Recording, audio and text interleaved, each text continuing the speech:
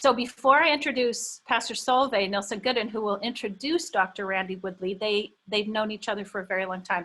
I just want to offer a land acknowledgement, and we did this today at our morning prayer as well. It's a reminder that the land upon which we sit or stand was taken from us. It's important as a people of a God of love to speak the truth in love. And it's important to recognize that colonialism is an ongoing truth, and that our Indigenous neighbors are not some artifact of history that we can lock in a box, but are our neighbors who will be challenging us the more we learn. So we acknowledge that the Oregon Synod, all of our churches and our hospitals and our campus ministries and our social service agencies are located on traditional, ancestral, and contemporary lands of Indigenous people, a land they loved, they cultivated, they cared for, and they called home. We can't name them all in the state of Oregon, an artificial boundary based not on any watershed or really except the Columbia River.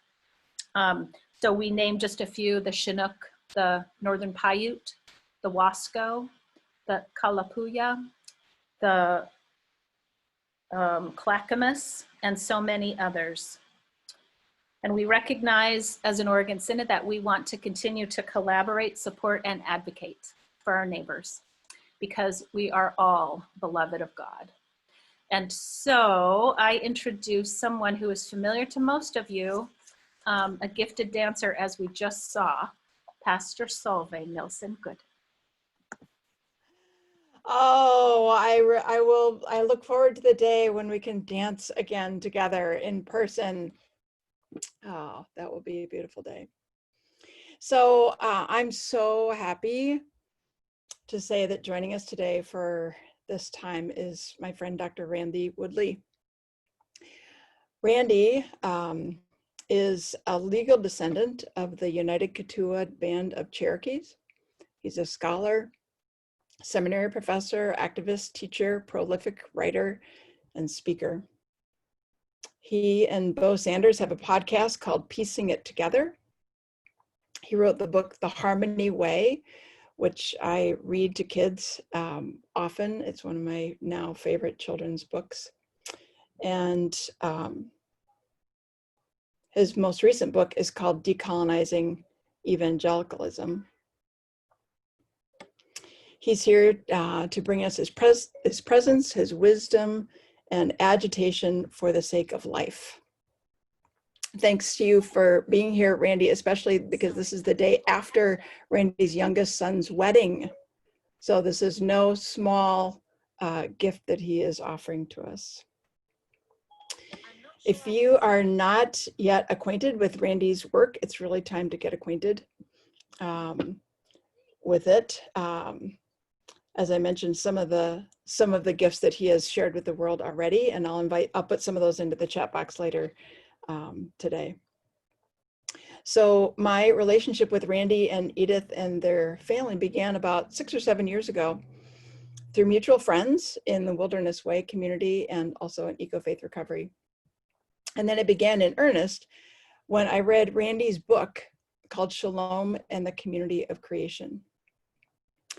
And I found so much resonance in this book with what I had already been intuiting and creating within Wilderness Way. And so much energy was released as I was reading this book together. I began to see what Randy was seeing through Indigenous eyes, seeing the kingdom of God as the community of creation, seeing the way of Jesus as the harmony way, seeing the biblical practice of shalom at the heart of everything, at the heart of creation, at the heart of God. So when I read that, I just knew I had to get to know this person. So I found his contact information and said, can I take you out for some coffee? And can we talk about your book? And I was so grateful because I might have found a distant, aloof scholar whose ideas I really liked. But instead, I discovered a real live human being, a co-conspirator, and ultimately a friend. Since our relationship began, I have come to understand Randy and his wife, Edith, as essential Indigenous wisdom bearers. And in the absence of such wisdom, there is no future for the church. There is quite literally no future for humanity.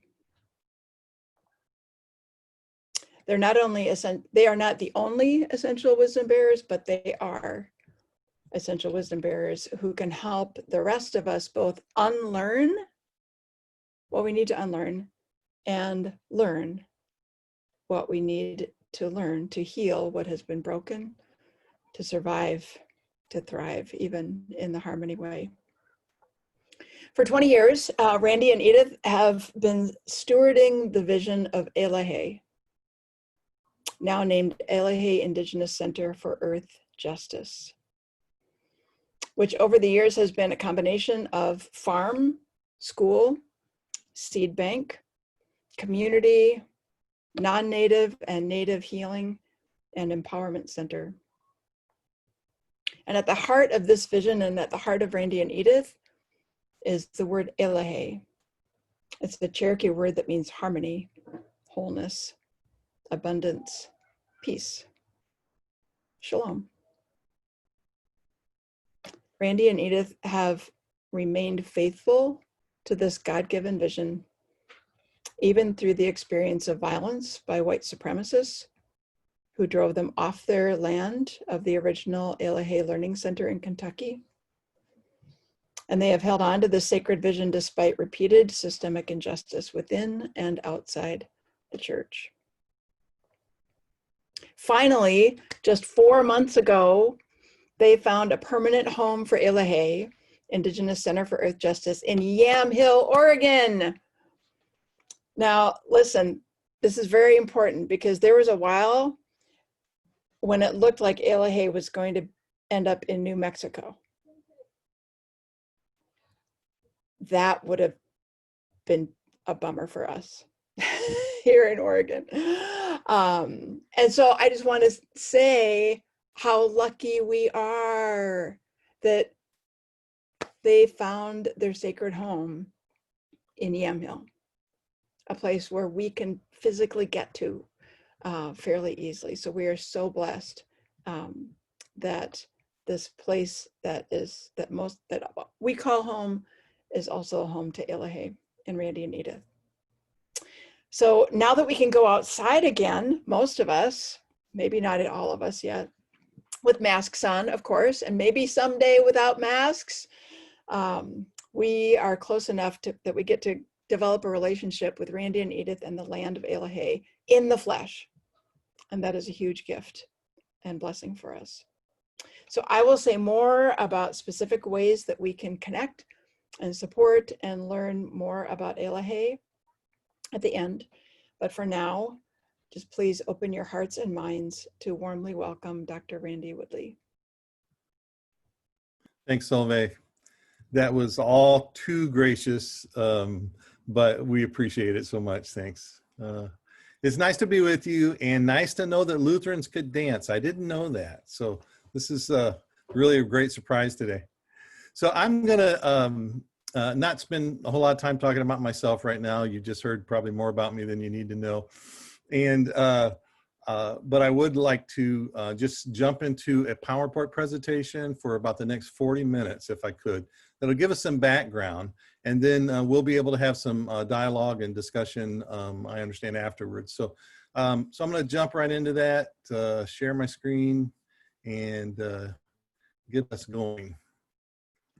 And these are some of the things that Solveig had mentioned. Some of the books, our podcast. We've done probably 70 something programs, piecing it all together, PEACING. And I'm gonna have to. I'm not gonna read every single thing, but I'm gonna try and read for those of you who are, excuse me, need the audio portion of this. So yeah, here's our website. Here's our stuff. Couple of the books, the children's books called The Harmony Tree, A Story of Healing and Community. And it's one of my favorites, but yeah. So anyway, let's get started. And I will get us moving on this journey. So we want to talk about the Doctrine of Discovery and how it discovers Oregon and sort of what that has to do with us. There's lots of little videos that you can get on Doctrine of Discovery that will sort of fill in a lot of things. And I'm just going to go through a lot of the basics and then talk about a little bit about the relevancy to Oregon and even the relevancy of something that happened last night. So I like this quote by James Baldwin: "American history is longer, larger, more various, more beautiful, and more terrible than anything anyone has ever said about it." And that's I think a great way to capsulize history. This actual, if you can see the rendition here, the artist rendition of a former Cherokee village. This was one of my grandfather's villages where he lived. It's now underwater under the Tennessee Valley Authority project under the Tennessee River, but this was one of the places where my ancestors lived. So kind of this is the basis of the Doctrine of Discovery for more than 5 centuries. The Doctrine of Discovery and international laws based upon it have legalized the theft of land, labor, and resources from indigenous peoples across the world and systematically denied their human rights. This is a fact for the last 5 centuries. The Doctrine of Discovery originated with the Christian Church and was based on Christian scripture, including the Great Commission, the divine mandate to rule based on Romans 13, and the narrative of a covenantal people justified in taking possession of land as described in the Exodus story. So there were a number of papal bulls that came along. 1452 was one of those, basically, and this was some of the latter crusades to capture, vanquish, and subdue the Saracens, pagans, and other enemies of Christ. So we have this, what I would call cultural otherism, of course, that's been building up in the church for a long time. And in, that's 1452, 1492, we know what happened on the Ocean Blue in 1492. In 1493, another papal bull comes along, and this one is probably most important to how it affected the United States, or what became the United States. Subjugated and discovered people and bring them to faith, to propagate the Christian empire, and to give half the globe to Portugal and half to Spain, basically the Treaty of Madrid. So what we have now is people by order, really, of the Catholic Church, who any Christian king, prince, etc., who discovers land that is inherited or inhabited, excuse me, by non-Christians can be given over to Christians by divine mandate. And we know what happens as a result. Here's one of the, in the Devastation of the Indies by Bartolome de las Casas. He wrote, "As for the main," and remember, he's the one that charged Columbus over in Europe, and Columbus had to stand trial in European courts, but they didn't convict him. But "as for the vast mainland, which is 10 times larger than all Spain, we are sure that our Spaniards, with their cruel and abominable acts, have devastated the land and exterminated the rational people who fully inhabited it. We can estimate very surely and truthfully that in 40 years that have passed with the infernal actions of the Christians, there have been unjustly slain more than 12 million men, women, and children. In truth, I believe that without trying to deceive myself, that the number of the slain is more like 15 million. You know, what's not important is the exact number, but the numbers. Bartolome de las Casas, of course, was a man of the cloth. And he was a sort of like for a kinder, gentler way to subdue people. That's probably the best way I could put it. He never questioned the right of Spain to actually do this. He just questioned the means by which they did it. So a little perspective. This is from John F. Kennedy, 1961. "For a subject worked and reworked so often in novels, motion pictures, and television, American Indians remain probably the least understood and most misunderstood Americans of us all. Collectively," and I love this sentence, Collectively, their history is our history and should be a part of our shared and remembered heritage. When we forget great contributors to our American history, when we neglect the heroic past of the American Indian, we thereby weaken our own heritage. We need to remember the heritage of our forefathers found here and from which they borrowed liberally. That surprised me. I found that in the front of a children's encyclopedia one time, buying old library books. We also have to remember the whole myth. This is a great quote by one of my favorite Native writers and thinkers and elders, but we are right now experiencing a president who's trying to go back to the old myths and take out any kind of the cover up that has, or to take out any of the exposure that's coming and continue to cover things up. The quote is this: for the most part, contemporary historians have proceeded from the presumption that modern people are different from and superior to those who came before, especially those designated as primitives. Distortions and incomplete and even dishonest renderings of the past are found in many modern accounts of ancient peoples and contemporary quote-unquote primitive peoples. These accounts serve to reinforce the sense of difference and to distance moderns from unflattering legacies of the past, like the Doctrine of Discovery. So in order to understand what has actually happened, we have to understand just a bit about what America was like before the Doctrine of Discovery. And these are some of the ancient sort of pictures. This would be Cahokia outside of St. Louis, East St. Louis. I've forgotten this CHACO Canyon. I can't remember that one in particular. Anyway, some of these are sort of ancient ruins that sort of remind us, like, people weren't all like half naked and hiding behind trees, right? This is Mesa Verde in southern Colorado. I've been there. At least 5,000 people live there. Nice sun in the wintertime and nice cool in the summertime. It was ingenious how they designed this place. Some of the places in South and Central America here.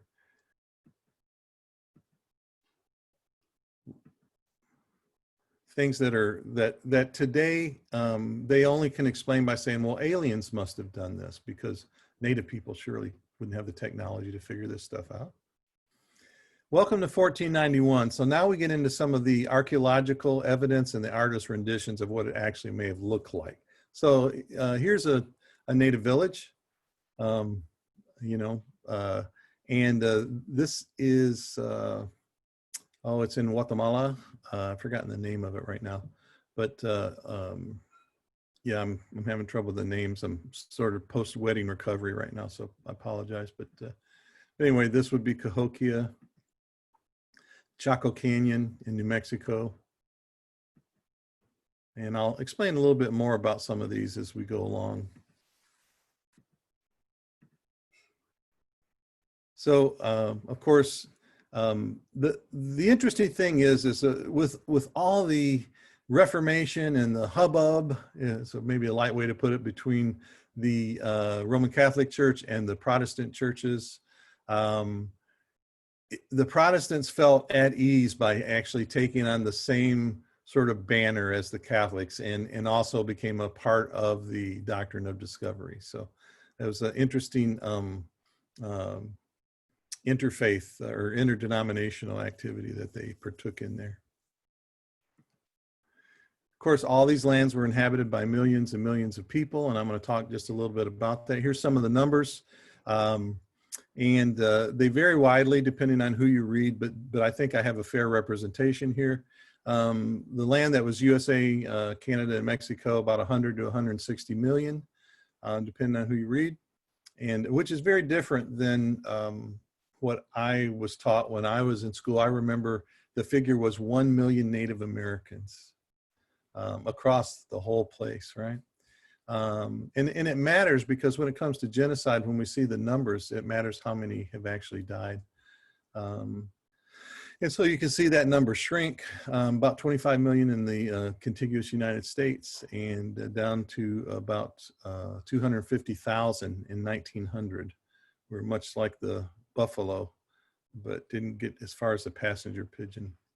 And what happens is this, there's really a series of things, and to make sure you're well informed, just to touch on three things that happen, three waves.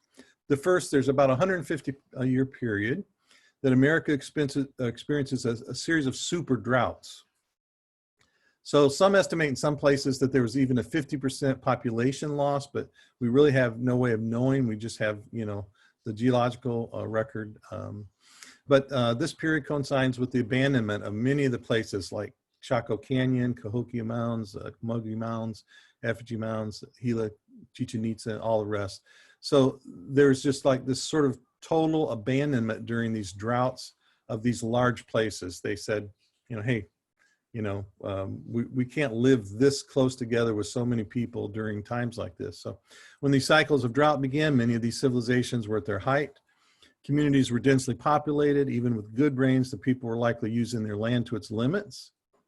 And this is important because, you know, Native Americans weren't born understanding their environment. It was developed over tens of thousands of years. Without rain, it was impossible, and lessons that we're having to learn right now. It was impossible to grow enough food to support the population. Widespread famine occurred. By the 1300s, most of the large American cities had all but died, and new patterns begin. Yeah. The second wave, which was disease. And a lot of the disease came before anyone ever saw a white person, okay? As much as 95% of the Indians died almost immediately on contact within a 100-year period with various European diseases, particularly smallpox. That would have amounted to about 1/5 of the world's total population at the time, a level of destruction unequaled before or since. These plagues wreaked havoc on traditional Indian societies. The quote-unquote savages, most of the colonists saw, without ever realizing it, were usually the traumatized, destitute survivors of ancient and intricate civilizations that had collapsed almost overnight. In the end, the loss was incalculable. The third destructive wave was attempted genocide. And some of those diseases, by the way, were introduced deliberately. And we have a number of records throughout different periods of history in with the United States and Great Britain, frankly, also, where smallpox blankets in particular were introduced. Yeah, so, you know, all the things that I'm talking about, I do whole presentations on almost all the things that we do. And so I'm just trying to give you just a very general sense of what went on. But I think Martin Luther King Jr. said it well when he said, our nation was born in genocide. We are perhaps the only nation which tried as a matter of national policy to wipe out its indigenous population. Now that's not true, but I think this part is. Moreover, we elevated that tragic experience to a noble crusade. Indeed, even today, we have not permitted ourselves to reject or feel remorse for this shameful episode.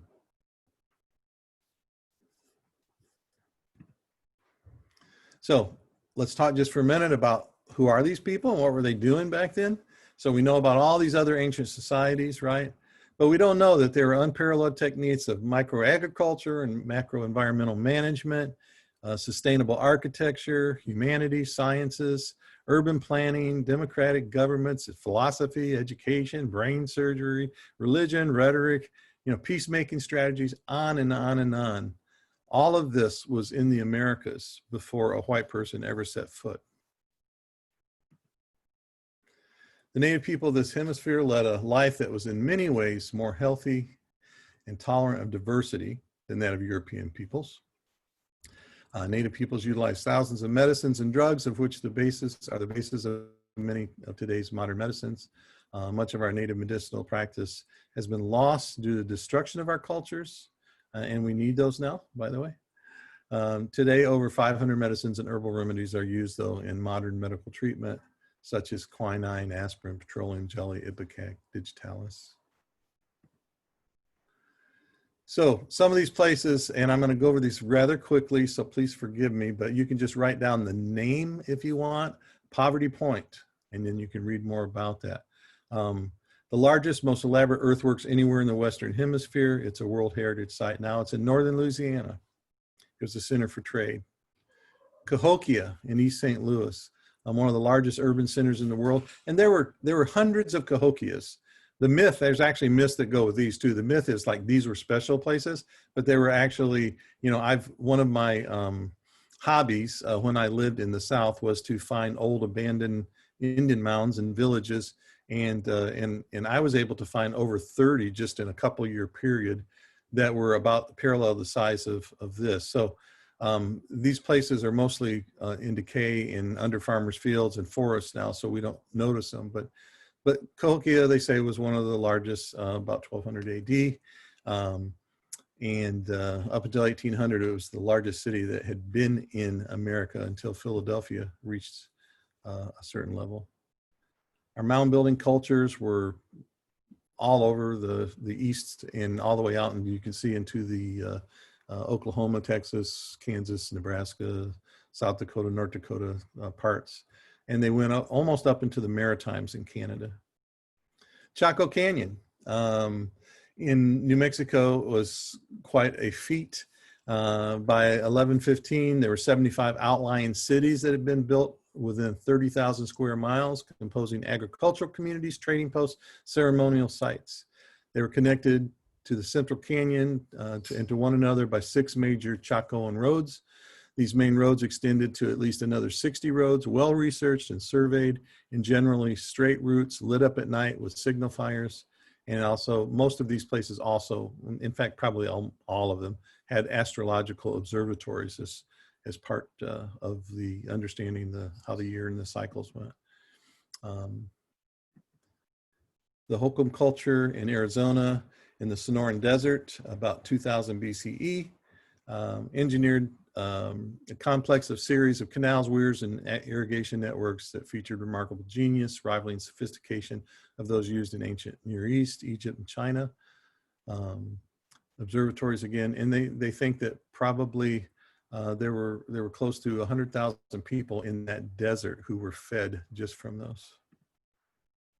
Yeah, lots of food, 500 miles. Yeah, so 80,000 people. Yeah. So, so all this was going on in America. Well, what was going on in the Northwest where we live? We didn't need ancient, big giant cities here. We didn't need giant complexes. There was a lot of unique stuff though, because everybody adapts to their environment. The art is unique from all the other tribes. The clan systems are complex and still today people are trying to figure those out. But here's the most important part. It's estimated that in 1491, the Pacific West supported well over 1/3 of the indigenous population in the Americas. If correct, that can mean between 20 and 60 million people. A 6,000-year-old record shows that up until the past 2 centuries, the indigenous peoples of the Pacific Northwest never suffered from drought conditions. They were societies of abundance, not need. So this was the breadbasket, if you will, of what we call Turtle Island. Abundance everywhere. We would say Elohe. That's why there's so many groups and tribes every couple valleys over, because they had the sea, they had the rivers, they had the woods, they had the hills, and it was food in abundance, and where there's food, population grows. So today, 60% of the world's foods are native to the Americas. Here's a few, if you like tamales. Green beans, tomatoes, peppers. All corn is Indian corn. We had over 5,000 varieties. Irish potatoes are Indian potatoes. We had over 3,000 varieties. Things like rubber, chewing gum, tapioca, sweet potatoes, marigolds, etc. And then, of course, the dream catchers on your mirror. So all of this was going on here in the Americas. And this is just part of the history that you're not supposed to know about. Every time I teach church history or history, and I always start with America before Columbus, it never fails. I think I've taught it 21 times over the years. And every time a student will come back and say something like, why didn't I know about this? I've been to college. These are master's students. Why didn't somebody? And I'm like, well, you weren't supposed to know. And, if our president gets his way, you're going to not supposed to know again. So how America comes to be: violent land theft, armed removal and relocation, forced breakup of families, outlawing indigenous religion, bureaucratic policies of both assimilation and racism, and ecological absorption. And here's something that looks kind of like what they advertised for the Oregon Land Claims Act, Indian land for sale. 1823, this doctrine of discovery is not just an ancient thing from the popes, but it is codified in our law again in 1823 in a case called Johnson versus McIntosh at the Supreme Court. They just said, well, the Indians lost their land. I'm not going to go into the details of that case. I can later if you'd like. But that the natives only retain a right of occupancy, not ownership. And so then the U.S. becomes a nation, a successor to the right of discovery. And it's the cornerstone of all Indian law today is the doctrine of discovery. This was planned. It wasn't an accident. Here's Thomas Jefferson, this unfortunate race with whom we've been taking so much pains to save and civilize, have by their expected desertion and ferocious barbarities justified extermination, and now await our decision of their fate. And then there's another letter I have that talks about how they plan this out to get them in debt so that they owe you stuff, and then you take their land, and if you can't get it that way, then basically you kill them. So, so the natives were here's a good quote. The problem of the natives were, according to this view, to blame for not accepting the terms of their colonization. The belief in the indigenous problem is still present in the Western psyche. So it's our problem for resisting encroachment. Henry Clay said, there was never a full-blooded Indian, and he's considered a statesman, by the way, that ever took to civilization. It's not in their nature. They're a race destined for extinction, and I don't think they're worth preserving. They're inferior to Anglo-Saxons, and who are replacing them on the continent. They're not a continent. They're not an improvable breed. Their disappearance from the human family will be no great loss to the world. In fact, they're rapidly disappearing, and if government should take proper action, in 50 years there won't be any of them left. So, my apologies to Henry Clay. My own people, the Cherokee Nation, also had a Supreme Court case where they lost based on discovery, and it kind of continues on and on and on up until almost the present day, which I'm going to talk about. Andrew Jackson, of course, you wouldn't be surprised by anything he said, but he said they don't have the intelligence or the industry or the moral habits or the desire of improvement to change their condition. And in the midst of a superior race, they're going to disappear, and so long. So how does this work today? You go through a series of treaties and policies, and basically it just continues and continues until it gets to the point where in 2005, we have a landmark case, the city of Sherrill versus Oneida Indian Nation. Oneida repurchased parcels of land within the reservation boundaries. That's, like, let's get some of our land back. And so they were able to do that through having enterprise. They asserted immunity from local property taxes. They rejected and cited the doctrine of discovery. And then the decision, which apologies, I know this is a time that we're supposed to remember Ruth Bader Ginsburg, I should say RBG, sorry, fondly. It was she was the one who read the decision, and she said that the tribe was precluded from rekindling the embers of sovereignty that grew old long ago. So in other words, the doctrine of discovery it's too late. We've already had this, and we can't assert your sovereignty over it at this point. So this is not really even a Republican or Democratic issue. This is an issue of white supremacy. One of our Powhatan chiefs said in 1620, "Why do you take by force that which we would gladly give you in love?" And we have all kinds of documentation of early anthropologists and early writers who said that on almost every account, they were welcomed with hospitality by the native people. And there seemed to be some idea that we could all live on the land together. This, you might notice some of, or be familiar with some of these scenes. This is Birmingham, and this is Standing Rock Reservation, where our elders had their eagle feather bonnets ripped off their head. They were put in dog cages, and they were given numbers on their wrists. So in 2007, the Native people could not appeal to the United States because the United States would not be just. They continually tried to appeal, and so finally went to the United Nations, and the Declaration on the Rights of Indigenous People, some people call it UNDRIP, after generations long effort, adopts a Declaration of Rights of Indigenous Peoples, but Canada, the US, New Zealand, Australia vote against it, of course. Eventually they sign on.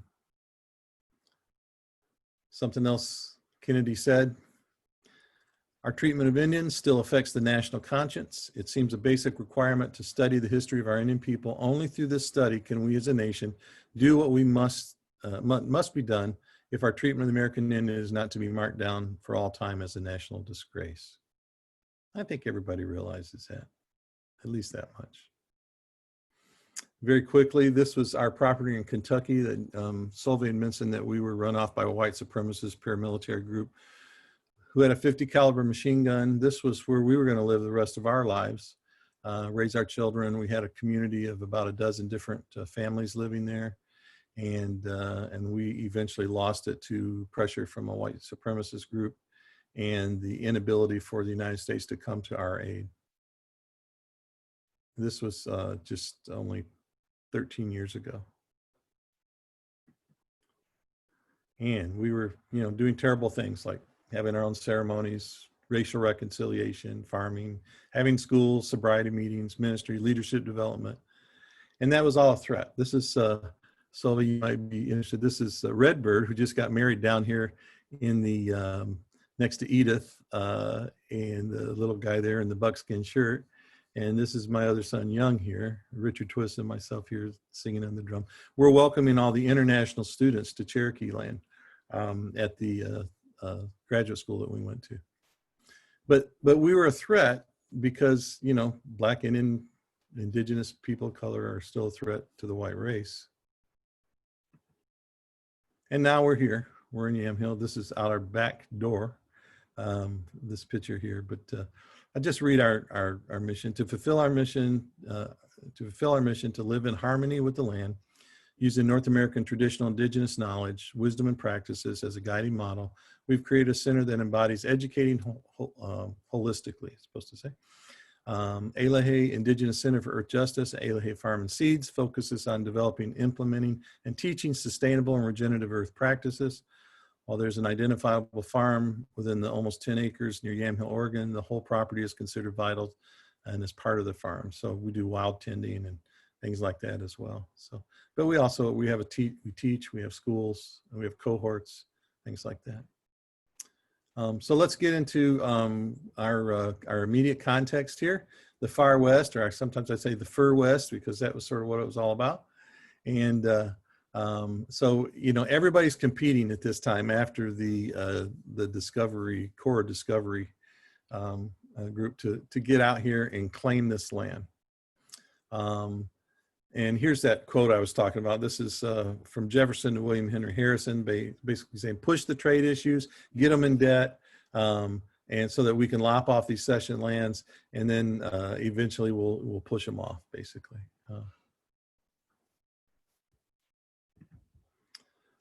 Here's a few terms you should know. Voyagers, mainly French Canadian indentured servants who trapped in furs and did canoeing and hunting for the Hudson's Bay and other companies. Métis, mixed race, basically reference to French Canadians and Native Americans, who were the bulk of the people who settled this area in the beginning. HBC, Hudson's Bay, NWC, Northwest Company, and the historians were the Pacific Fur Company. This is the before and after of the Oregon tribes. I want to correct something. where it says Northern Paiute and then Shoshone down here, this is something I've studied in much detail, done a lot of research, including original research. This whole land here is both Northern Paiute and Shoshone, but for some extrinsic categorical reason, they separated them, but they were so intermixed, and they're first cousins basically, that all of this land, in fact, the central Oregon right here was all Shoshone villages. And so, so when you think about, when you see this map, think Northern Paiute and Shoshone. And of course, you know, water being life, culture follows geography. Water creates a place for people to grow food and live. And so I just want to mention, because I couldn't do all of your areas, but I do live in the Willamette Valley, the northern Willamette Valley. So I just wanted to mention a little bit of the Willamette's history, and that really is sort of the beginning of the history of Oregon as well, in some sense. So there were these incredible, you know, descriptions of the Willamette Valley. I love this. It's delightful beyond expression. That's great. Excellent soil, you know, he goes into all the different kinds of trees in the hills, undulating, and, you know, et cetera, et cetera. Herds of elk and, you know, deer and bear and beaver that exceeds anywhere else in the whole country, really. And all this was happening. It was a place of abundance. And of course, that's why everybody wanted to get here on the thing called the Oregon Trail, right? But I want to pay special attention to the diversity that was here before it became homogeneous, okay? So if we look at Fort Astoria, Fort George, in Astoria, there was French and Indian, Mohawk, Métis, English, Scottish, Irish, French, French Canadian, Hawaiian, and Americans, okay? Then they were married to women, and these are all proven by record, by the way, who were local Indian communities such as the Nez Perce, Blackfeet, Shoshone, Spokane, Flathead, Clatsop, Nehalem, Chinook, Kalapuyan. And these guys were both Protestant and Catholic, mostly Catholic, but also Protestant. And then there are Hawaiian faiths. And so there was a lot of mixture, a lot of diversity of religion, ethnicity, race, etc. When this whole thing began. When outsiders came to live upon the Kalapuyans, they were accepted because the upper Chinooks were cut off at the Willamette Falls, had for centuries been the loci of the economic transaction of the Western Columbia watershed. The Chinooks were one of the main trading tribes. The Kalapuyans, in my area, I'm on the land of the Yamal and Tuolumne bands of the Kalapuyans, were perhaps taken by surprise when the voyagers arrived in the middle of their living room. In spite of the shock, the newcomers found them to be surprisingly easy negotiators. They found in time similar disposition among the other bands of the Kalapuyans, and added factors of non-contention. There was a lot of mutuality, both in food and survival. And one of the things was that the Europeans ate about 75% meat diet, and the Kalapuyans only ate about 25% meat diet. So, you know, there seemed to be an equity there. And then Fort Vancouver, just a few years later, you'd have at least 20 different Indian languages being spoken, as well as Hawaiian, French, English, and the universal trade language of Chinook jargon. We call it Chinook Wawa today. Baptismal records at Fort Vancouver show many Native American tribes, including Chinook, Cayuse, Clatsop, Nisqually, Chehalis, Kalapuya, Cowlitz, Okanagan, Pend Oreille, Klickitat, and Hawaiians. All of these were mixed marriages, if there was a baptism there, with people of European descent. So, and in those days, if there was a woman who was living with you or a wife, they were Native or Hawaiian. The ethnic backgrounds of the 145 documented freemen who were employed by the Northwest Company and the Hudson's Bay Company for the Snake Country, which is just the Idaho, and really it also included Eastern Oregon. Between 1818 and 1845, 40% French Canadian, 25% Iroquois, and one of those, some of those Iroquois were actually my wife's ancestors, by the way. 17% Métis, 8% Western Indians, 5% Eastern Indians, and 4% Americans. So if you really want to understand the origins of what people like to refer to as the whitest state in the United States, or really the whitest city, Portland, the whitest city. You have to understand that this is not how it began. This is not the origins. And even when settlers did move in, and most of them were mixed blood or Métis, when they intermarried with the Kalapuyans, they attended each other's ceremonies, they traded, they worked for each other at different times. So this was a place where people were actually getting along at one time. I think it's important when we talk about myth. I've done a lot of original research out at Champoeg and some other places. And one of the myths that we like to have here in Oregon is that the first settlers were a couple of people on French Prairie, the two guys who actually voted for statehood. They're raised up as heroes. But in actuality, in my research, it's a man named Jean-Baptiste Deporté Mackay. And I'll tell you why they don't list him. He's French-Canadian Métis, described as a genial, generous, hospitable man who had a lust for life, and his 2 to 7 Indian wives. At some point, he had 7 wives. So that's one of the reasons. We don't want the father of the Willamette Valley to be a half Indian with 7 wives, right? So, and then I list some of them. He was with the earliest folks in Astoria, with the Pacific Fur Company.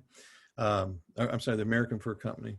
And if you know Newberg, Oregon, and you head from Newberg out towards St. Paul, you will come up to across the river, and Mackay owned both sides of that and operated a ferry. And the road actually that goes out to the interstate is called Mackay Road, named after him. But that may be the only thing named after him. So what happened here and what happened in most of Oregon, all the Indians were rounded up, and they were rounded up and put at Grand Ronde. Here's part of the treaty negotiations from 1851. By a treaty negotiator, he says, "The whites have now become numerous and powerful, and you're weak and feeble, but your numbers have become so much reduced and your power so weakened that you do not need and cannot now render available for your promotion or your welfare and happiness such a large quantity of land that you possess." And one of the negotiators for the Indians, the Kalapuyans, said, "We have thought about it, and we do not wish to leave our country where we live. We are now but a few. None of us will live long. But what little time we have left, we wish to spend in the land where our fathers have lived and where our relatives and friends are buried." And of course, they weren't able to. Life on the Grand Ronde Reservation, basically the same story as anywhere else. They were promised all this stuff if they gave up the land and moved. The promises never came. People begin to die. Old people begin to die. Children begin to die. Then disease sets in from dysentery and other weakness and malnutrition. And then basically, the Indians say, we might as well just, like fight them or go home. This is what happened with the Rogue River War that you've heard so much about in Oregon, because we're going to die anyway. So let's die in our own country. Some of you may know, we worked on a study a number of years ago that came out that showed that the Portland metro area is the 11th largest Native American community in the United States, approximately 45,000 Indians. Other large Indian communities are Salem Kaiser at about 25,000 and Grand Ronde at about, and surrounding area of Salem Kaiser, and about 5,500 at Grand Ronde. The settlement, Champoeg, Newberg, St. Paul, which was the original settlement, the original really statehood, is located in the middle of this native triangle. In Multnomah County, which is where most of the native people in Oregon live, this is from 2009. Again, this was a study that was long overdue, and now it's starting to get a bit old, but I'm sure it hasn't improved much. It's about half the amount of whites of the annual income. Poverty rates are about triple of those of whites. Unemployment was 70% higher than whites. Over half the native students don't graduate from high school. The rate of incarceration is almost double of whites, 20 times more native children end up in foster care than white children. Like any excuse at all, grab the kids, right? Native American teen birth rates, 27 out of 1,000 are more than double that of whites. So, you know, I've written some, this is just for Multnomah County, but I've written on this as a national and epidemic in a book called Poverty and the Poor in the World's Religions. And I wrote a chapter on Native American poverty and poor that has all these statistics if you want to find that book for your libraries. So what's happening naturally? In 2013, over half of all children born in the US were Black, Indigenous people of color. 2042, over 50% of the people in the US will be Black, Indigenous people of color. The white-only population will continue to decline and eventually become the most recognizable and fastest declining minority in the United States. And Portland, along with Seattle, leads the nation in the mixed race population. Those who claim to be mixed race, 7% compared to 3% nationally. And so I say we may be becoming the beneficiaries naturally of Dipute and the other first Métis settlers in this land that we live in. Now, the problem, of course, comes if you even just think of like apartheid South Africa, when one group, the minority group, holds all the power and the other group says we don't have rights. That can be a problem. First steps, and this is something that I would like to, a journey I would like to take you on. As in any recovery, this is my friend Adrian Jacobs said, from debilitating social cultural problems, the journey begins with, hello, my name is, I have a problem. I'm proposing that Aboriginal culture, worldview, frame of reference, and in this case, Aboriginal Christianity, offers hope to Western people. Aboriginal people are not your problem. We are your cure. We are your peers. You're not my great white father. You're not my lost white brother, or you are my lost white brother. I have something to say to you. I have information you need. I'm not going to go on with all of this, but I like this part. We are the conscience of your technology and the humanizers of your institutions. And I think that that's an important thing to remember. We don't see things the same. So through all this horrible history, 500 years of normal has brought us, you know, Doctrine of Discovery, genocide, forced removal, you know, school to prison pipeline, mascots, characters, privilege of difference, etc. And basically has created a genocide and continues that genocide as an ethnocide or culture side or however you would like to look at it. And I think that affects us spiritually, and it should affect us emotionally and even physically. And that's something that we have to deal with in order to go forward. How do we start dealing with it? Seeing the others ourselves. Very simple, right?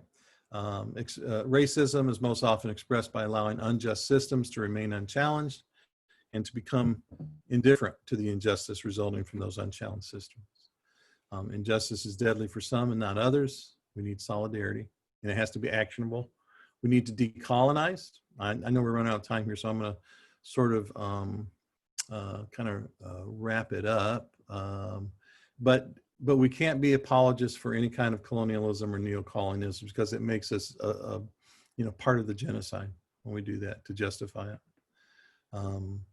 There's a lot of pain ahead for us, a lot of uncomfortability, but there's also a lot of good things ahead: validation, partnership, trust, security, humility, things like that. I wrote for the Dictionary of Scripture and Ethics a number of years ago, the reparation article.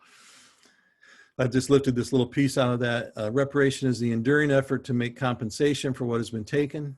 Acts of reparation are unambiguous and should have a direct relationship to the offense. If land has been stolen, then land plus other compensation should be given to the offended party in order to compensate for the loss of capital in the land. The way to make reparations is on the offender. The choice of how to use it is left up to the offended. And this right here is something I just want you to pay attention to. Maybe you want to take a picture of this on your screen or whatever. This is the paradigm that I use when we go and we teach on reconciliation and reparations. First, there has to be awareness and education process led by Indigenous people. If we're talking about particularly Indigenous people here, or whoever it's with, but in our own comfort zones and actually paid well. That's mostly not been the case.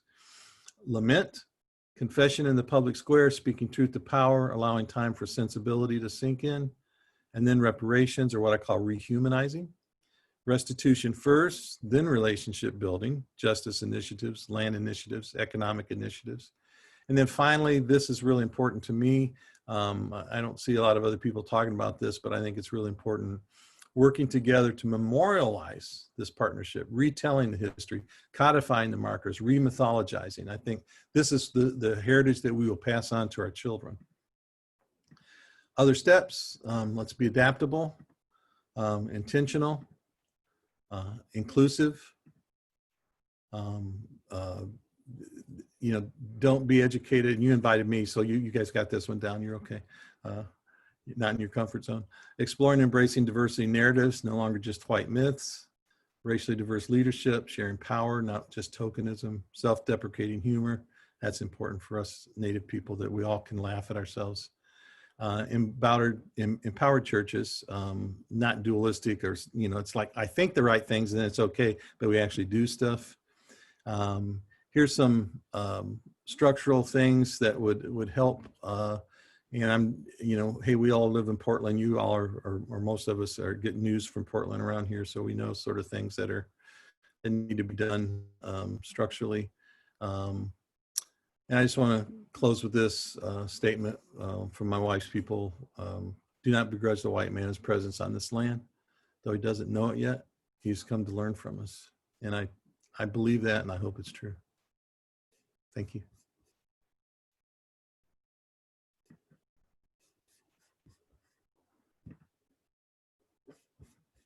I can unmute everybody, so if we want to clap, we can do it. Let me see. Just wait.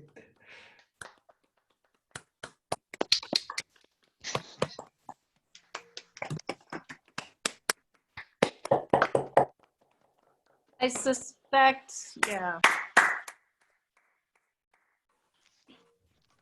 I have no doubt that many of us have questions. What we'd like to do first is invite you to not be in your heads, but be in your hearts and in your guts. So if you would take 5 minutes to jot notes, what touched you, what surprised you, what feelings are you feeling? I'll put some questions in the chat box. How in the world does this connect with your faith or challenge your faith or take you to different places than you expected in your faith? You can pick one of these questions. Just let's allow your body to be where it is, and then write some responses. And maybe, Juan Carlos, would you play us some mellow music? Yes, I will look for it.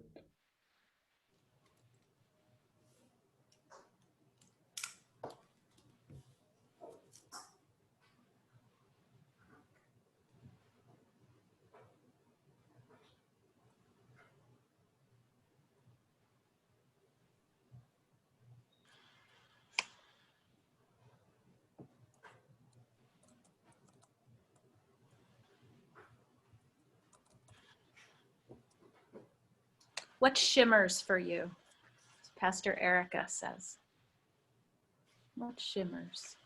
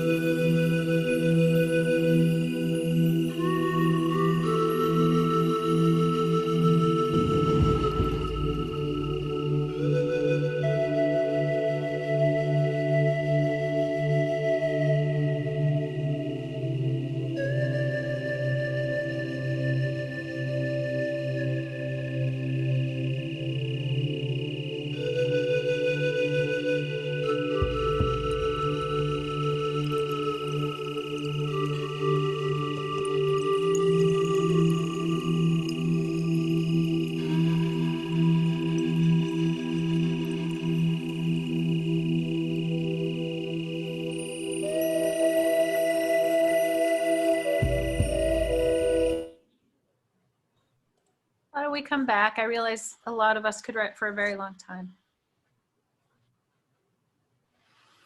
We'd like to break us into breakout rooms and have an opportunity to share, not to debate, not to argue, but to listen deeply to one another.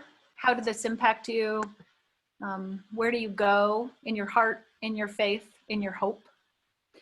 And before we do that, I think it would be good just to review. We do this with rostered leaders every week when we meet, or we try to review some respect guidelines, just to anchor ourselves in the truth that really leadership often comes down to listening, to being curious, and getting our egos out of the way. So we'll go through these respect guidelines from Dr. Eric Law. Let's take responsibility for what we say and feel. One of my favorite statements as a child with my sister was, "You make me mad," right? Instead to say, "I notice, I wonder, I feel."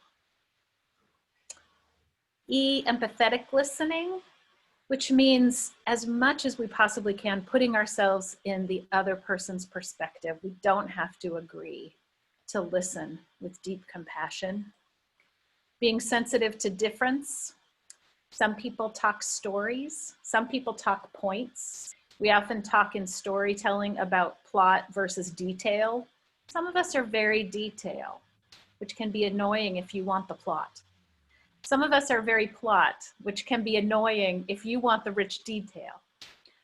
Let's be sensitive that we're all coming from different places. People can always be silent. P is ponder what you hear and feel before you speak. We all know people who don't do that. The unfiltered person. They're not usually the person you want on the church council. E, examine your own perceptions and assumptions. We've all got them. The baggage that gets in the way. C, confidentiality. We hold what we hear with respect and trust. We don't go off and share it. People tell their own stories. And T, trust. We trust ambiguity because we are not here to debate right or wrong. We're here to weave a wild web of relationship grounded in God's grace. So can I get thumbs up from people? Do these feel reasonable? Do they feel like something you can abide? Okay, thank you. Juan Carlos will break us into breakout rooms of 3, and we'll have 20 minutes or so. It helps sometimes to have a facilitator. How about let's let the youngest person facilitate and start with prayer or silence. I'm seeing all the young people shaking their heads. Sorry about that. I trust your wisdom.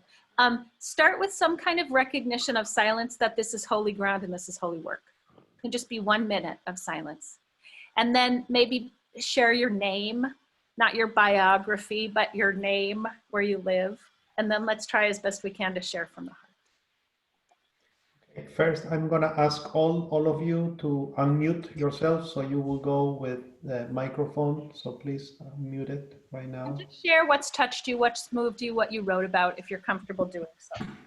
And then it's gonna be 20 groups, I think 19 groups of 3, and then maybe 1 group of 4. Please join your... And you'll be pulled back when it's time. Yeah. Or we'll be the one that, 135 people will be back.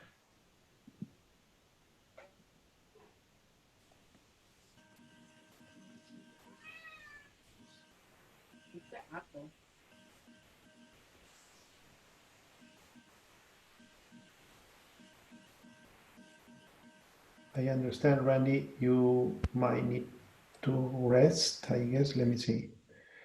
Where are you?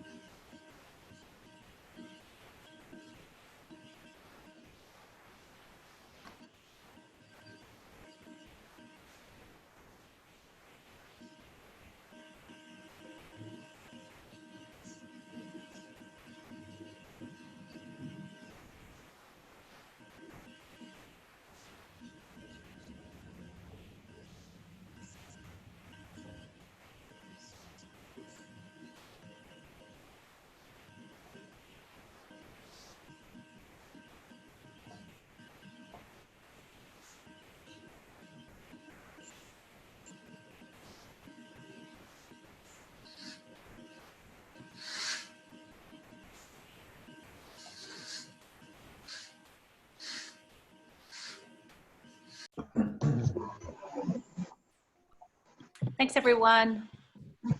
So at this point, we're going to turn over to Solveig and Randy and ask them to interact with you in whatever way they want to hold your hearts, your questions, your wisdom.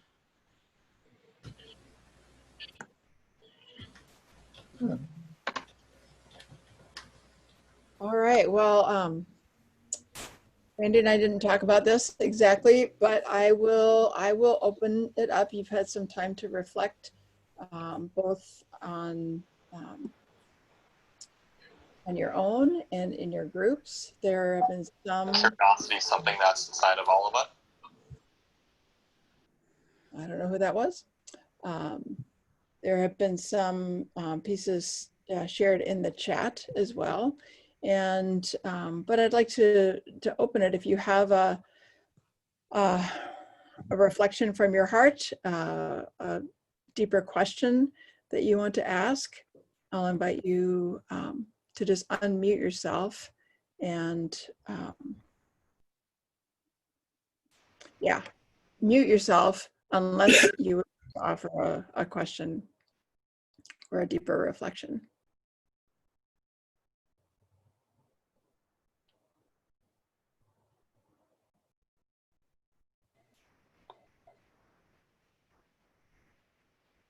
A reflection in our group was just a shock on why this is not taught, why we've never heard about this.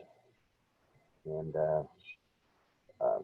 in our group, we had 2 or 3 that have either some Native American blood or married Native American blood, and we were just shocked. But the one thing we took away is that we are challenged to do better.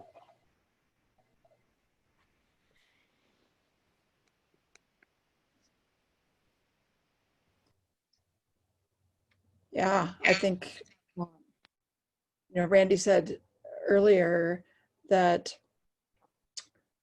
we didn't know because we were intended to not know.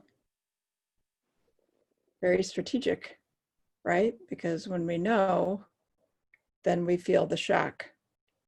And then we have the opportunity to rehumanize, and we have the opportunity to do something different and challenge what has been.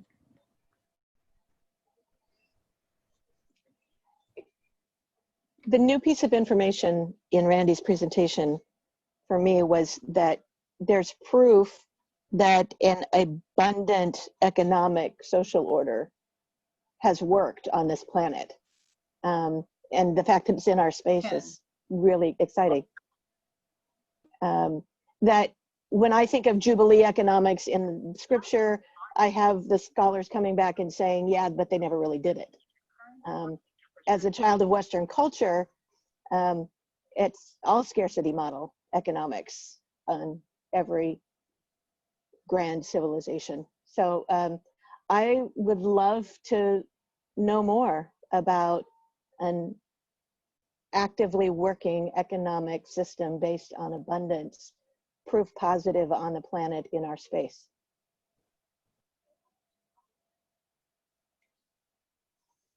Randy, would you like to say more about that? Well, that's a big question. Yeah, I absolutely think that, you know, when you create a society that's built for one group, right? And this is the tension that's been going on all this time, and the tension that we're especially facing in 2020. And, you know, you can't just go, well, let's just kind of fix the system, right? You have to invite all players, and they have to sit down and they have to be able to say, now, you know, we will all fix the system together, because that's more important than the solution you come up with. And so there are, I think, democratic ways to do that. But, you know, we are talking about creating another system. And I think that the way that this gets done is through local and regional places as models. And that's what we are here at ALHA. We are a model. You know, I used to think that, you know, the bigger, you know, pulpit, so to speak, that I had, the more influence I had. But now what I've realized over all these years is that, you know, the more people who can see the model and be inspired by it will get a deeper change. And I think that our communities, we have a chance to do that in our communities. And, you know, there's no prescription, like it has to have this, this, and this, except for that it has to be equitable in the way that it's done. Right. So, yeah, I'm just going to answer that generally at this point. So, but there are values, maybe this would be the better thing to say. There are values that have sustained our indigenous people for thousands of years that have created these systems, including economic systems. And it's those values that are most important, and those values that actually are the greatest gift as indigenous people that we have to give to others. So. Hey, Randy, I know you've done a lot of work, a lot of writing on the, say, white Western dominant Christian worldview compared to indigenous worldview, some common themes. I wonder if you might share just a few of those values or principles of indigenous worldview. Yeah, and that's, again, this is a lot of what I write and talk about, but and it's apparent in the history today that there's a conflict of those values, right? So, but yeah, they really stem from the Western worldview, and the differences in the Western worldview and Native American worldview couldn't be more stark.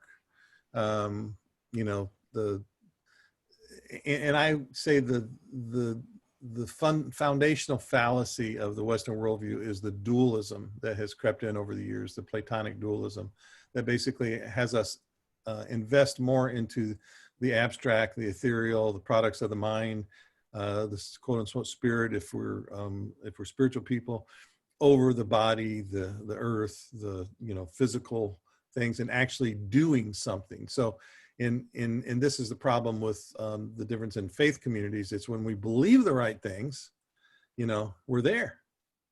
But actually, that's not what Jesus taught. Jesus said there was no gap, basically, between what you believe and what you do. It was the same, and that's the way it is with indigenous people. But Western peoples, there's a big gap there. It's mostly about beliefs. It's mostly about confessions. And I realize I'm talking to Lutherans. It's mostly about, you know, the things that we say we're going to do, with the understanding that, oh, well, if you believe these things, you will act those things out. But historically, that has not only not been true often, but often it's the opposite. So, in our plight as Native people proves that it was good Christians that did most of this stuff, right? The stuff that we're talking about. So, so it's about closing that gap of dualism, and there's a lot of other things that come as a result of dualism. You know, there's the beginning to order things hierarchically. So everything has to be above the other, and then we get, you know, men above women, and, you know, human beings above nature, and, you know, whites above blacks, and, you know, et cetera, et cetera, et cetera. And then part of that is individualism, the extrinsic categorization that occurs to create these false categories, and then we try to live out of those as our reality.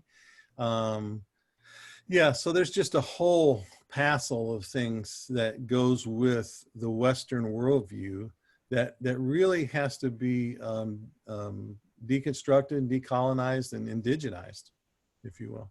And, you know, we're all indigenous from somewhere, right? So, and we're all from indigenous people, but when we stop living with the earth and start living on it and start extracting from it, and when we begin to operate out of a worldview that is ubiquitous with that kind of reasoning and understanding, we are in trouble and the world's in trouble. So I you know, and there's so much in Scripture and so much of Jesus' teachings that basically combat that. And so it's just that we need to be aware of those things and begin teaching those things. We don't need to abandon our faith. We need to actually take up the faith of Jesus. So. Amen to that. Amen to that. I have a question. It was really helpful, Randy, to see that flyer about land. I think all that movement around acreage, I'm forgetting the terminology now, acreage for people, and that it was stolen and sometimes celebrated as stolen. And that hits so close to home because my great-grandparents came from Norway and rode horses to take some land in Montana that then they couldn't farm because the water was too far away. So within 15 years, they left it. But I'm an inheritor of that. I mean, it's not very far away from my story that my hands are bloody. And so I'm wondering, when we talk about this in churches, what often happens is people get frozen by guilt or they get stuck in a kind of shame. How can we help people move out of that stuckness or defensiveness that's grounded in shame? Yeah. or guilt? Well, yeah. So the whole thing is shameful, right? I mean, so the shame is a natural thing. You know, it's when we've been a part of things that we shouldn't have been a part of. So we feel that. So so we want to realize the reality of the shame, but the reality of the shame is not just for each person to bear. The reality is the structure that's been set up to basically make that shame fluid and ubiquitous throughout everything that we do. And so how you get out of the shame is you begin to deconstruct it, and you begin to decolonize your life, and you begin to, you know, understand that, you know, hey, you know, the water was flowing this way and my ancestors went this way. Yes, they made choices along the way, but what can I do now to begin to reverse that flow? And so to just sort of say either like shame or no shame, that's not going to change anything, right? We just have to sort of embrace it and just say, yeah, we're all bearing a part of it and we all got to work together to get out of it. So.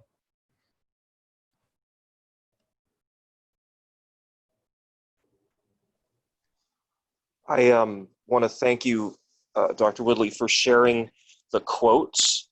And I tried to write them down as fast as I could, but I'm just blown away by the quote from the Powhatan chief in 1620, and it's something in the neighborhood of, why do you take by force what we would freely give in love? And then the quote at the end by the Shoshone elder, do not begrudge the white man, though he doesn't know it yet, he has come to learn from us. And it's just, you know, we're a group of Lutherans here, and I just feel the grace from those quotes. And when we talk about guilt and shame,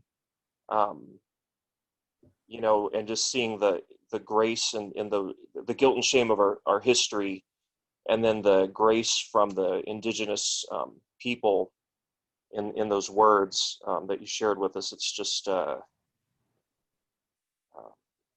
I guess as Lutherans, we're in a good place to try to grapple with that. But thank you for sharing those words with us. Thank you for sharing those words.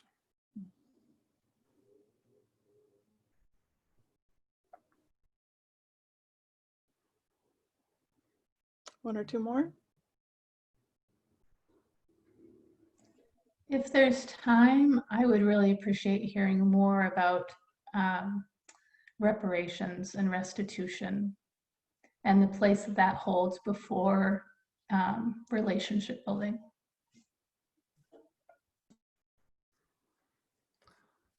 So let's see if I can go back to Nicole. And I didn't catch your name. It just said that. What was your name? I'm Christy. Christy. Okay. Hi, Christy. Yeah, Nicole had asked that, and I wanted to be sure to answer it because I felt like, you know, it is sort of startling when you hear someone say, well, we need restitution before relationship. That's not the kind of talk that we're used to, but I think it's a very valid question. So I just wrote, you know, and it was a great question. In over 30 years of ministry, I've only seen 3 times where people have actually made reparations to Native peoples. And they were, you know, especially one of them was the most beautiful thing. And if this is something that your group wants to study further, I can bring materials and we can talk about it and we can study it, but, or I can get those to Solvay. But and one of them was in Washington State. So, but what happens is that, and I think it's partly to fault of the dualistic nature of both religious folk and just Americans and in general, to think something and then think, okay, I've done it. So what I've seen over and over and over and over and over and over again, and I have so many bad stories I could tell, is that folks will go, oh yes, we want to do this, we want to get in a relationship. Well, then they forget, or they're too busy, of course. And then they just never get around to the whole point of the restitution, when we talked about restitution and things, because it's just like, well, now everybody's feeling good, so let's not, muddy the waters with all this kind of stuff, And so to me, and it's not even about Indigenous people receiving something, it's about that, it's kind of like when Jesus talked to the rich young ruler. He said, for you to be healed, you got to get rid of everything. It's kind of like when Mother Teresa said to Dan Rather, who was interviewing, and said, Dan Rather said, why did Jesus say the poor are always with you? And she looked at Dan Rather and she said, well, if the poor aren't with us, the rich can't be saved. And it's really the heart of the culture, of the dominant culture, to have to give up something of themselves. And I'm not even talking about money necessarily, but to give up something of sacrifice and say, this is worth the relationship. And so, yeah, you probably won't hear many people say what I say, but after over 30 years of experience, I think this is how it basically has to work for it to work. I know that Indigenous people aren't going to drop the relationship. I'm positive of that. It's too important to us. Does that make sense, Christy? Okay. This might be a good time for me to say that we've been thinking in the bishop's office about putting together a team to continue the journey on this issue. So if you have energy for that kind of work and continuing conversation with Dr. Woodley and deep, hard thinking about what reparations would look like, let me know. Call the bishop's office, 513-4191, or let me know right now in the chat.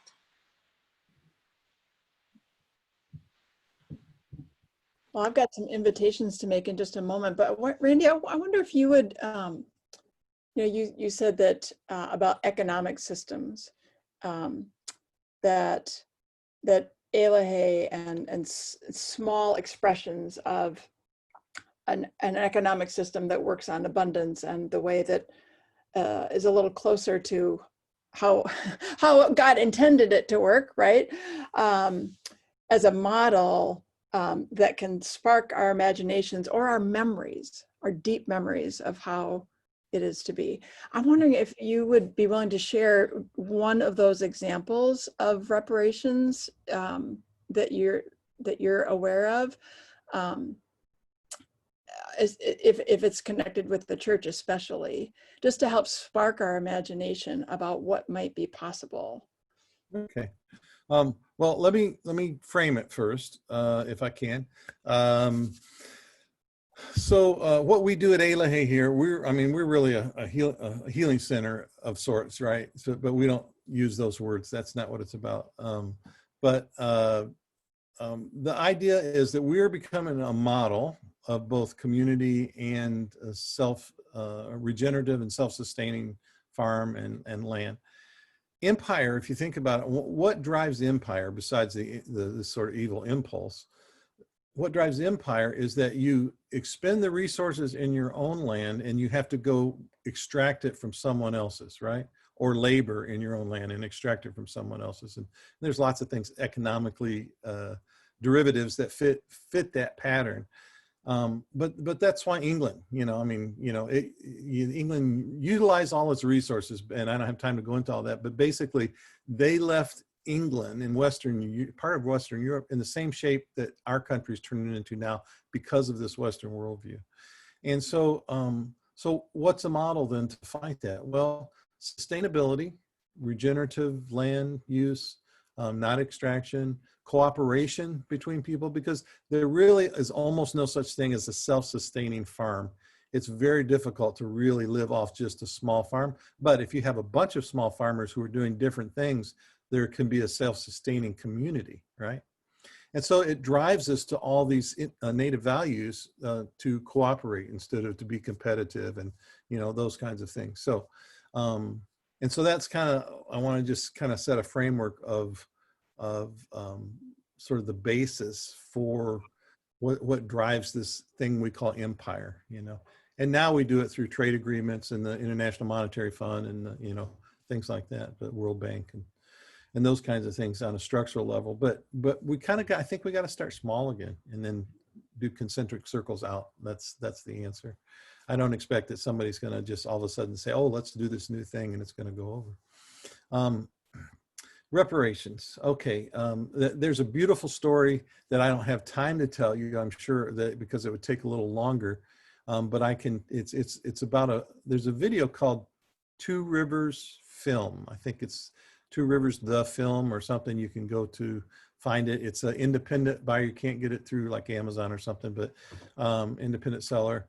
And that tells the story, or at least part of the story, of a group of white folks in a community. And a lot of them were church people, but they don't say that in the video. It's not sort of about that. And then they, over a 3-year period, they begin to listen to the native people. They first got to connect with them and find out where they're at. They begin to listen to them. And then they end up celebrating together. They end up dedicating some land, and a lot of the ranchers dedicate access to their property and different things like this. And then that's the story of Two Rivers and what happens in Twisp, Washington, TWISP. But the rest of the story is that if you go to their website and look at the Cultural Center in Twisp, Washington, you see that whole thing of relationship and the restitution and the Cultural Center and everything is carried on. And I call that the memorial marker in my paradigm, that anybody can go there and hear the story and understand what happened and see the rich culture of the people who were a part of that land at one time. So, I mean, that's just a really brief, but that's probably the best example of one that I've heard of. Another one, this one's real quick, and this actually happened in Kentucky of all places, but Western Kentucky, where the Cherokee Trail of Tears was, there was an encampment there, a prison camp at one point, and a church felt very convicted about that. They began to know more Native people, inviting Native speakers to teach and things. And what they decided was that they decided to take and borrow against their own church the amount of money that they paid for it and dedicate it to the local community. There was no Native tribe there, but there were a lot of Native folks who came together in urban centers. I mean, there are more urban Natives in this state than anything, right? So people spread out all over the place of all different kinds of tribes. And they found a group who wanted to put together a Native center. And so they did, I think their church was 140,000. And so they just, did a second mortgage for 140,000. They gave that to the people, and they built a cultural center in Hodgkinsville, Kentucky, somewhere. I can't remember. I had a friend who was part of all that. So that's the second example that I've seen. Yeah. Beautiful. Well, on behalf of everyone, Randy, thank you so much for taking your time to be with us, sharing in this this tender space of learning and unlearning. And that's been different for everyone of us, how we've experienced what you've shared. And I hope and believe and trust that our hearts have been stirred in different ways. Although restitution, well, actually, so I have 3 invitations, and given the recent question about which comes first, restitution or relationship, I'll make the restitution invitation first. Although it can come concentric or whatever that word is at the same time as well. But around, I mean, I love those imaginations, and there's so much that's possible. There's just so much that's possible here within our churches, individually. I know many of our families are inheritors of wealth, of land, that did not come from our own doing at all. So I just open up your imaginations. And Randy and Edith are building a center, the Elahi Indigenous Center for Earth Justice. And so we have an opportunity to support that work. So I just encourage and invite your reflection on that. I'm going to put their website and their email in the chat right now. And that can help in both monetarily and also, they literally just in May moved to their the home of Elahi now in Yamhill County, which for some of us is just not very far at all. And they're literally cultivating the land, developing the center right now. And because of COVID, they've had to do so much of the work on their own. And yet there's so much work to be done, literally building, creating a campground, working with the land.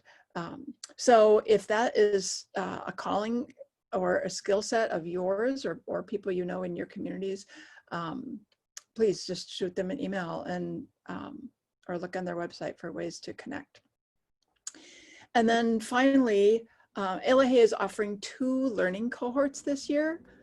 One is a 9-month all online cohort called Walking in a Good Way, Decolonize and Indigenize Your Future. That's going to be available to anybody throughout the country. You can learn more about that on the Elahi website. The second is a collaboration between Elahi, Ecumenical Ministries of Oregon, and Eco-Faith Recovery. This one is a 4-month learning cohort with Randy and Edith, and we'll be reading this book together, Shalom and the Community of Creation, an Indigenous Vision. This cohort starts very soon, but there are still spots available. So if you are interested, I'm just going to put that link here in the chat too. You can go to that link and or contact me if you're interested. But that's starting next Sunday afternoon, assuming it's a go. So, and yeah, so at the center of Shalom and the Harmony Way is relationship, and we can't do relationship without intentionality. So let's continue this work in relationship together. Oh, back to you, Bishop Laurie.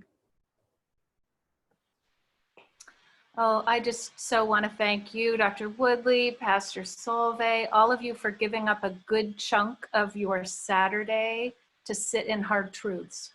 That surely is going to be a piece of this work going forward, and having fierce courage, as I think Solveig said. I wonder if, as we depart, we could each think of one intention that we could make before we go. You don't need to share it with anyone but yourself. But what is one intention that you can make to walk the Harmony Way, the Shalom Way, the Elohe Way, a little more completely, gently with yourself? Don't take on changing the universe, but maybe one little corner of your soul. And I keep thinking of this song from camp, be brave, be bold, for the Lord our God is with you, right? That's the calling. So be brave, be bold, for love, our God is with you. May you know you are blessed, and may we be a blessing upon this earth. Go in peace, my siblings. Thanks, and let's give Dr. Woodley a huge thank you. Thank you, everyone. Appreciate being with you today.